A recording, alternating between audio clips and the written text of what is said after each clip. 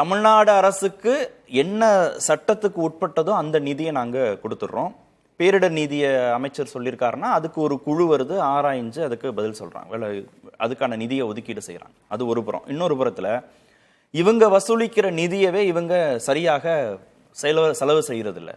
மணல் விற்பனை மூலமா பணம் கிடைக்குது, டாஸ்மாக் மூலமா பணம் கிடைக்குது, அதெல்லாம் இவங்க சரியா செலவு பண்றது இல்லைன்னு 2 குற்றச்சாட்டை அவர் முன் வச்சிருக்கிறார். அதுக்கு முன்னால தமிழ்நாடு அரசாங்கம் பொங்கல் தொகுப்பில் பரிசு தொகை என்று ஏற்கனவே வழங்கி வந்த பணத்தை மக்களுக்கு தர வேண்டும் வலியுறுத்தி தான் நாங்க கேட்கிறோம். ஆமா, நிச்சயமா தரணும். மக்கள் எதிர்பார்க்கிறாங்க. அது மட்டும் இல்ல, இதனால நமக்கு எந்த இழப்பும் இல்லை. அரசாங்கத்தை நடத்துறதுக்கு, அது ஒன்றிய ஆட்சியா இருந்தாலும் சரி, மாநில ஆட்சியா இருந்தாலும் சரி, அதற்கான மொத்த வரி வருவாயில் மிக அதிகமான சுமையை ஏற்பவர்கள் சாதாரண மக்கள். எனவே அவர்களுக்கு நாம் இந்த மாதிரி ஒரு திருவிழா நேரத்தில் கொடுக்கறது, ஒரு பண்டிகையை சிறப்பாக கொடுக்கறதுங்கிறது நாம கொடுக்கறது இல்லை. அது அந்த நேரத்தில் பொருளாதாரத்தை ஊக்கப்படுத்துறதுக்காக கொடுக்குற பணம். இதே இன்சென்டிவை நீங்கள் தமிழ்நாட்டு அரசாங்கத்தை வச்சு தான் பேசுகிறேன். நாம் இங்கே வரக்கூடிய கார்பரேட் நிறுவனங்களுக்கும் இன்சென்டிவ் கொடுக்குறோம். ஒன்றிய அரசாங்கம் வரிச்சலுகை கொடுக்குது, அது அள்ளி அள்ளி கொடுக்குது. நாமளும் கொஞ்சம் கொஞ்சம் கொடுக்குறோம். நம்ம மூலதனம் வரணும், முதலீடு வரணும்னு கொடுக்குறோம். ஏன் இதை கொடுக்கக்கூடாது? அது முக்கியமான கேள்வி. அதை நிச்சயம் அரசு கவனிக்கும்னு நினைக்கிறேன், கொடுக்கணும். ஆனால் இப்போ பிஜேபி பேசும்போது ஒரு விஷயத்தை நீங்கள் கேட்டீங்க, அவர் அப்படியே நழுவிட்டு போனார். நாங்கள் ஃபார்முலா படி தான் கொடுக்குறோம், பேரிடர் நிதினா ஃபார்முலா படி தான் கொடுக்குறோம். ஏங்க, ஒரு வெள்ளமோ பேரிடரோ இந்தியா முழுவதும் ஒரே மாதிரி வருதா? ஃபார்முலா படி வருதா? ஆனால் பீகாருக்கு தேர்தல் முடிஞ்ச உடனே 11,200 கோடி ரூபாய் வேற ஃபண்டுனா பரவாயில்ல, ஃப்ளட் மிட்டிகேஷனுக்கே கொடுக்குறீங்க. பீகாருக்கு ஒரு மாநிலத்துக்கு ஒரு ஆண்டுல நீங்க ஒதுக்குற தொகை 11,000 கோடி ரூபாய்க்கும் மேல. எங்களுக்கு அடுத்தடுத்து பேரிடர் வருது, 40,000 கோடிக்கு மேல இழப்பு. இந்த இழப்புல நீங்க சொல்றீங்க மாநில அரசு கையிலிருந்து செலவு பண்ணோம், அவங்க ஒரு 200 கோடி 300 கோடி செலவு பண்றாங்க. இவரு கூட சொன்னாரு, நீங்க வேணா நீதிமன்றத்துக்கு போங்க, நாங்க தப்பு செஞ்சிருந்தான்னு. நீதிமன்றத்துக்கு போகலையான்னு சொல்லுங்க. மே மாசம் போனோம்ல, நீதிமன்றம் சொன்ன பிறகுதான் நிதி கொடுத்தீங்க. எங்களுக்கு மட்டுமா பண்றீங்க? பக்கத்துல கேரளாவோட நிலைமை என்ன? வயநாடு நிலச்சரிவு நடந்து 153 நாள் ஆச்சு. 153 நாள் போராடுறாங்க. எதுக்கு? அதாவது ஒரு பக்கம் வாழ்வதே போராட்டம். அவங்க எதுக்கு போராடுறாங்கன்னா, ஒன்றிய ஆட்சியே இதை தேசிய பேரிடர்னு அறிவிங்க, இது மிகப்பெரிய பேரிடர்னு சொல்றாங்க. சொன்னதுக்கு அப்புறம் 153 நாள் கழிச்சு என்ன புதுசா கண்டுபிடிச்சீங்க? இன்னைக்கு அறிவிச்சிருக்கீங்க. இல்ல, ஒரு புரிதலுக்காக இப்ப இதுல கேரளாவோ தமிழ்நாடோ அங்க நடக்கக்கூடிய இயற்கை பேரிடரோ இந்த மாதிரி பொங்கல் சார்ந்த பண்டிகைகளுக்கு கொடுக்கக்கூடிய நிதியோ அவங்க காசுல இருந்து கொடுக்க முடியாதா? இது பாஜக அரசு தரலன்னு அந்த விமர்சனத்தை வைப்பதற்கு அரசியல் ரீதியா உதவி செய்வதை தவிர இல்ல, இந்த பேர் உண்மையிலேயே அதுல யதார்த்தம் இருக்கா? அவங்க நிதி தரல, ஏன் யதார்த்தம் இல்லாம என்ன? அதான் கேட்டேன் நானு. பீகார்ல வெள்ளமே வரதுக்கு முன்னால 11,000 கோடி கொடுக்கும்போது இங்க உங்களுக்கு வந்த வெள்ளத்தையே பேரிடர்னு அனுமதிக்க சொல்ல மாட்டேங்கிறீங்களே. தமிழ்நாடு இன்னும் கேட்டுக்கிட்டு இருக்கு. 153 நாள் போராடி இன்னைக்கு கேரளாக்கு அறிவிச்சாச்சு. அதுல கூட கேரளா அரசு என்ன சொல்லுதுன்னா, ஹெலிகாப்டர்ல அது மலை பிரதேசங்க, ஹெலிகாப்டர் கூப்பிட்டு தான் ஆகணும், ரெஸ்கியூ டீம் வருது. 130 கோடி ரூபாய் ரெஸ்கியூ டீமுக்கு மாநில அரசு கொடுக்கணும். அப்போ ஒன்றிய அரசு என்ன பண்றீங்க? உங்க கையில ராணுவம் இருக்கு, பேரிடர் நிவாரண அதுக்கான கட்டமைப்பெல்லாம் இருக்கு. பேரிடர் வர்றது எதிர்பாராம வர்றது, பேரிடருங்கிறதே அப்படித்தான். இன்னொன்று, இது இப்போ உங்களுக்கு தெரியும், உலகம் முழுக்க இவங்க தான் போய் பருவகால மாநாடுலாம் நடத்திட்டு வராங்க. இந்த மாநாட்டில் போய் பிரதமர் மோடி பேசும்போது பெருசாக அறிவிக்கிறார், நாங்கள் இதெல்லாம் பண்ணுவோம், பெரிய அளவுக்கு பருவநிலையெல்லாம் நாங்கள் சமாளிக்க போகிறோம் அப்படின்ட்டு. நிதி அதை செய்ய வேண்டிய இடத்துல இருக்கிறதெல்லாம் மாநிலம். ஒன்றிய ஆட்சி இன்னைக்கு வரைக்கும் என்ன செஞ்சது? எத்தனை பேரிடர் இருக்கு? ஒன்றிய ஆட்சி முன்கூட்டி தடுப்போ அல்லது இந்த மாதிரி பீகாருக்கு ஒதுக்குனீங்க, அது உங்க பேரிடர், உங்க கட்சிக்கு வர பேரிடர். உங்க கட்சிக்கு மெஜாரிட்டி இல்ல.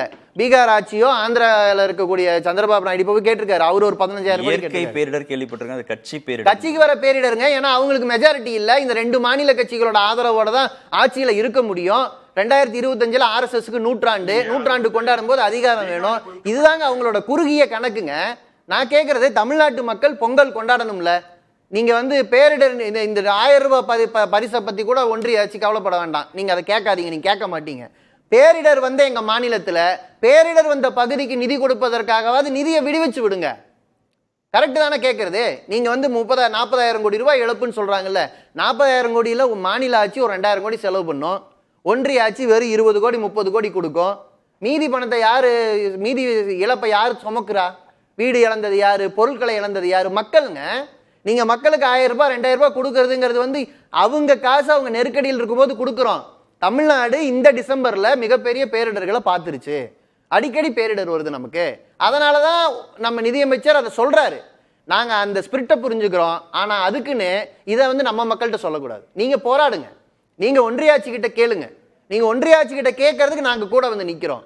ஆனா ஒன்றிய ஆட்சி இப்படி தரமாட்டேங்குது, அதனால மக்களுக்கு தர முடியலன்னு சொன்னா நாங்க மக்கள் பக்கம் தான் நிக்க முடியும். அதை தான் நாங்க பேசுறோம். திரு ஜி.கே. நாகராஜ், திரு சிந்தன்ட்ட போறதுக்கு முன்புதான் அதை கேட்டிருந்தேன். தென் மாநிலங்கள் பாஜக ஆளாத அப்படின்றதுனால புறக்கணிக்கப்படுது. சித்தராமையா டெல்லியில போராட்டம் நடத்துறாரு. கேரளா நிதி தரலன்னு உச்சநீதிமன்றத்தை அணுகுனாங்க. தமிழ்நாடு அரசு நிதி தரலன்னு உச்சநீதிமன்றத்தை நாடினாங்க. மேற்கு வங்கத்திலேருந்து நிதி தர மாட்டேன்றீங்க அப்படின்னு மம்தாவும் குற்றச்சாட்டு வைக்கிறாங்க. டெல்லியிலையும் அவர் பிரச்சனை பண்றாரு கெஜ்ரிவால். இப்ப இதெல்லாம் பாத்தீங்கன்னா பாஜக ஆளாத மாநிலங்கள் எல்லாமே ஒட்டு மொத்தமா புறக்கணிக்கப்படுவதா தானே தெரியுது. ஒரே ஒரு விஷயம் ஆட் பண்ணிக்கிறேன். அதாவது பிஜேபி சார்பில் ஒரே ஒரு எம்பி கேரளால இருந்து போயிருக்காரு, சுரேஷ் கோபி. இப்போ கேரள அரசு சார்பில், கேரளத்தின் சார்பில் ஜான் பிரிட்டாஸ் பேசும்போது இவர் கதகளி ஆடுறாரு, பணம் தர மாட்டேன்னு சொல்லிட்டு. அப்போ நீங்க தேர்ந்தெடுக்கப்பட்டாலும் இந்த மக்களுக்கு நியாயமா இல்ல? இங்க உங்க எம்எல்ஏ இல்லையா பிஜேபிக்கு? நீங்க இந்த மக்களுக்கு நியாயமா இருக்கீங்க? பினான்ஸ் கமிஷன் போய் ஒரு கோப்பு கொடுத்தாங்க பிஜேபி சார்பில். அதை கூட இப்ப அவர் பேசும்போது பேசல. பிஜேபி சார்பில் பினான்ஸ் கமிஷன் சொன்னாங்கல்ல ஃபார்முலால சில சேஞ்சஸ் வேணும்னு, அதை கூட இன்னைக்கு பேசல. ஏன்னா உங்க ஸ்பிரிட் இல்ல, நீங்க நடிக்கிறீங்க. அவங்க கிட்ட ஸ்பிரிட் கிடையாது. சொல்லுங்க இப்ப அந்த 10 பாயிண்ட் என்னன்னு சொல்லுங்க. இவங்க கொடுத்த கோப்பில் இருக்கிறத.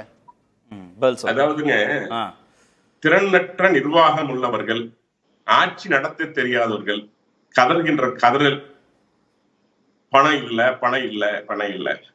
தொழில் துறையில 2வது இடத்துல இருக்கிறோம். 10 லட்சம் கோடி முதலீடு வந்திருக்குது.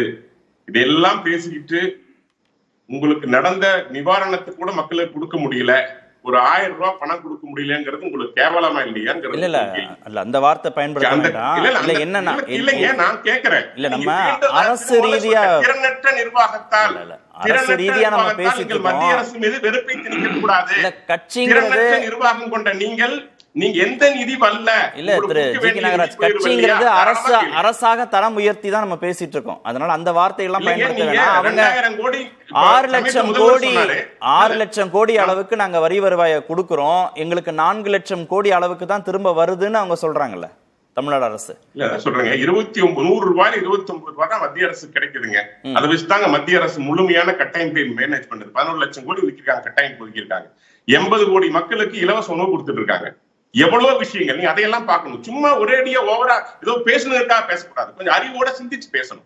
இன்னைக்கு கேரளாவோட நிதியில, மாநில பேரிடர் நிதியில 1200 கோடி எக்ஸ்ட்ரா இருக்கு. எப்படி நீங்க சட்டத்தை மீறி கொடுக்க முடியும்? கடந்த 10 ஆண்டுகள்ல 5000 கோடி ரூபாய் தமிழகத்திற்கு முதலமைச்சர் என்ன சொல்றாரு? 2000 கோடி ரூபாய்க்கு மேல எங்களுக்கு நஷ்டமாகி விட்டது, பணம் கொடுத்துருக்கிறோம், 37,000 கோடி ரூபாய் வேணும் அப்படின்னா பிறகு அது குழு இருக்குங்க, அந்த குழு தானே முடிவு செய்யணும் எது நியாயமானது, நியாயமற்றது அப்படிங்கிறது. ஒருபோடும் பாகுபாடு காமிக்கிறது இல்ல மத்திய அரசு. எங்களுக்கு தமிழகத்தின் மீது அதிக அக்கறை. செல்ற இடமெல்லாம் தமிழ் தமிழ் என்று பேசுகின்ற பிரதமர் நரேந்திர மோடி அவர்கள், அவர் எப்படி விடுவாரு? நீ இவ்வளவு கட்டாயம் உங்களுக்கு விடுமுறை மறுத்தீர்கள், உண்மையா இல்லையா? தேர்வு நடத்துறீங்க, உண்மையா இல்லையா? இப்ப கூட அவ்வளவு மரியாதை இருந்தால் தமிழர் திருநாளான பொங்கலுக்கு ஒன்றிய ஆட்சி ஏதாவது அறிவிக்குமா? ஒன்றிய ஆட்சியால் அறிவிக்க முடியுமா?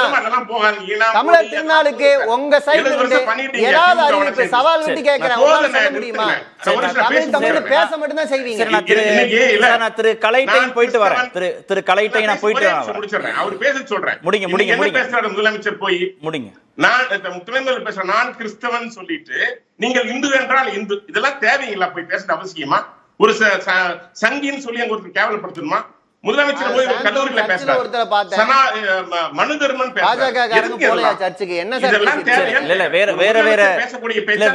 வேற தலைப்புகளுக்கு தாவிட்டே இருந்தா இந்த தலைப்புல ஆழமா விவாதிக்க முடியாம போயிடும். திரு கலை யார் ஒரு